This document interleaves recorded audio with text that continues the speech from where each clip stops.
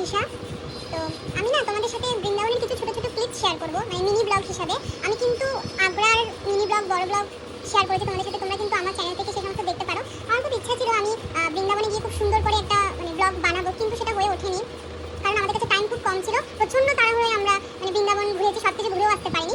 তো যেগুলো মানে সব আমি সত্যি বলতে কিছু ক্লিপসও নিতে পারিনি আমরা, কারণ তাড়াহুড়ো তো ছিল। আর তার উপর ছিল বাদরের ভয়, বাদর নাকি ফোন নিয়ে চলে যায়, চশমা নিয়ে চলে যায়, যেটা হয়েছে আমার ভাইয়ের চশমা নিয়ে চলে গেছে। তো চলো তোমার সাথে কিছু ছোট্ট ছোট্ট ক্লিপ শেয়ার করি।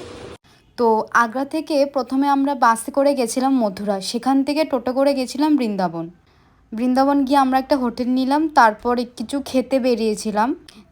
খেয়েছিলাম ছোলে বাটুরা, যেটা আমার বেস্ট লেগেছে।